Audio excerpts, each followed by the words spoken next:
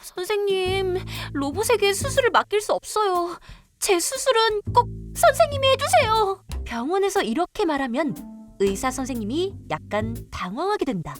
왜냐하면 로봇 수술은 로봇이 프로그래밍 거에 따라서 환자를 알아서 로봇이 수술하는 게 아니고 막상 로봇은 집도의가 조종을 하는 거기 때문에 2005년 셀브란스 병원에서 국내 최초로 로봇 수술이 이루어진 지 벌써 15년이라는 세월이 흘렀다. 만약 내가 수술을 받아야 한다면 로봇 수술이 좋은 건가? 당장 대답할 수는 없지만 알고 싶은 사람들을 위해 준비했다. 로봇 수술의 거의 모든 것.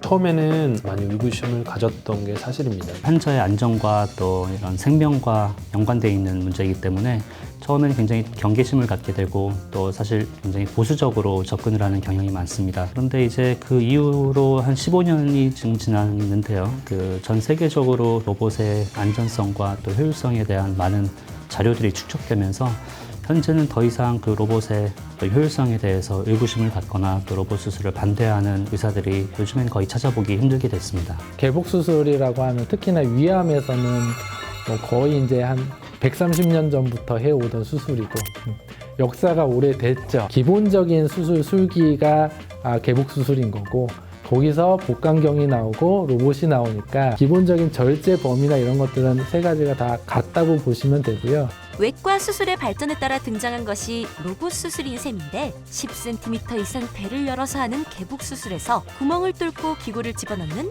복강경 수술로, 그리고 구멍을 뚫고 로봇 팔로 몸속에서 더 정교한 동작이 가능한 로봇 수술까지 오게 된 것. 그렇다면 로봇 수술은 기존 수술에 비해 어떤 점이 더 좋을까? 일단은 첫 번째 가지는 장점은 시야 확보인데요. 그 로봇의 카메라를 통해서 수술 필드를 들여다보면 일반적인 사람의 시야보다 한 10배 정도 확대된 시야로 한 3차원 입체 영상으로 볼 수가 있습니다. 몸에다가 특히 병변 주변에다가 그런 염색약을 주입을 하게 되면 눈으로는 안 보이는 장면이 눈에 보이게 됩니다.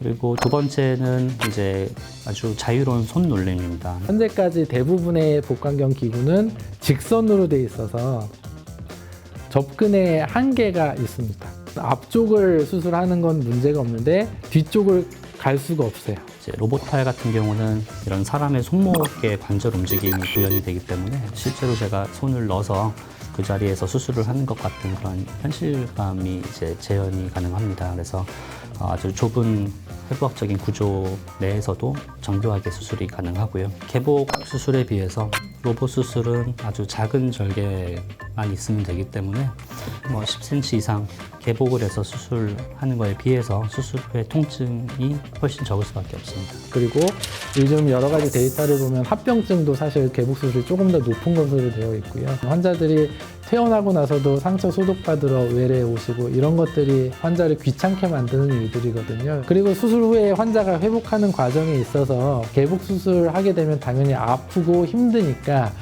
그런 기침, 심호흡, 걸어서 다니고 하는 운동 같은 것들을 적게 할 수밖에 없게 되거든요. 로봇을 이용해서 수술하는 경우에는 귀 뒤를 절개해서 그 절개근을 경부에 남기지 않고 귀 뒤에 이 머리 안으로 숨기는 이런 접근법도 가능합니다. 특히 이비인후과의 두경부외과 수술은 굉장히 장시간을 요하는 경우가 많습니다. 사실 예전에는 아침에 들어가면 정말 밤늦게 나오는 경우들이 많이 있는데 그런 장시간 동안 서서 자세를 바꿔가며 수술하는 거는 물론 의사한테도 신체적으로도 많은 피로와 그런 것들을 유발하기도 하지만 그런 것들이 결국에는 환자한테도 전달될 수 있는 것인데요. 로봇 수술을 이용하게 되면 의사들이 보다 더 편안한 자세에서 편안하게 수술을 하기 때문에 이러한 것들이 이 수술 전체 어떤 안전성에 좋은 영향을 미칠 수 있다고 생각하고, 이제 몇몇 수술에 있어서는 로봇 수술이 복강경 수술에 비해서 훨씬 더 우월한 수술 결과를 가져다 줄 수 있는데, 가령 수술 중에 나는 출혈량, 수술에 소요되는 시간, 수술 후에 환자가 겪는 통증의 정도, 회복 기간, 그리고 암 수술의 경우에 있어서는 재발률 등의 이제 종양학적 결과들에 대한 지표를 이용해서 이제 비교 분석을 했을 때 복강경 수술에 비해서 로봇이 훨씬 더 우월하다는 거고요. 로봇 수술의 이 장점들이 발휘되어 기존 수술보다 우월한 수술 결과를 가져다 줄 수 있는 분야로는 비뇨의학과와 이비인후과가 있다. 최근에 이제 암 수술들은 궁극적인 목표인 암을 제거하는 것뿐만 아니라 이 환자의 이 수술 전부터의 그 삶의 질을 그대로 유지해서 보존시켜 주는 데 초점이 맞춰져 있습니다. 전립선 절제술 같은 경우는 가장 대표적인 후유증이 이제 요실금과 발기부전인데요. 근데 이제 로봇을 이용해서 수술을 한다면 이 혈관과 신경 구조물들을 다 자세히 볼 수 있기 때문에 요실금이라든지 발기부전의 발생 가능성을 낮출 수가 있고, 또 전립선을 뗀 다음에는 남아있는 요도하고 이제 방광을 서로 이어 붙여줘서 꿰매줘야 되는데, 로봇을 이용하면 정상 요도를 최대한 많이 살려놓고 꿰맬 때도 훨씬 더 촘촘하게 꿰맬 수가 있기 때문에 이런 요실금 발생률을 훨씬 더 낮출 수가 있습니다. 그리고 부분 신장 절제술 같은 경우는 로봇 수술을 하면 이 암을 정교하게 도려내고 또 요 꿰매는 시간이 굉장히 단축될 수 있기 때문에 이 부분 신장 절제술에 있어서는 로봇의 장점이 매우 큽니다.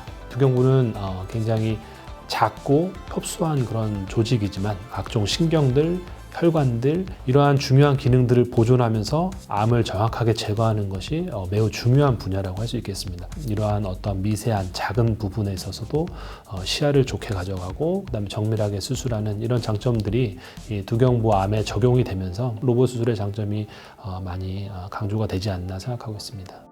몸속 좁은 공간에서 시야 확보를 도와주고 더 정밀한 수술이 요구되는 분야에서 로봇 수술의 장점은 빛을 발하지만, 그렇다고 로봇 수술이 언제나 만능 해결사는 아니라는 점도 기억해두자.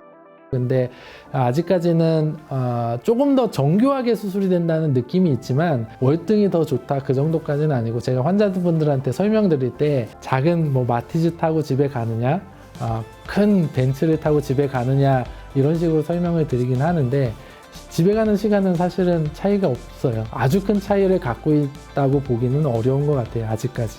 특히 위암에서는. 안타깝게도 로봇 수술은 의료보험 적용이 안 된다. 비용이 많이 든다는 것, 현재까지는 이 부분이 로봇 수술 최대의 단점이다.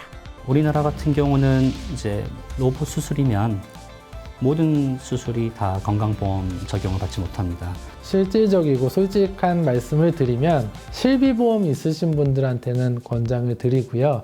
실비보험이 없으신 분들한테는 그냥 복강경으로 수술하라고 말씀드리는 경우가 실질적으로 많이 있습니다. 로봇 수술의 장점에도 불구하고 비용이라는 단점이 있기 때문에 의사 선생님들도 환자들에게 충분히 설명해 가장 합리적인 선택을 할 수 있도록 돕는다고 한다.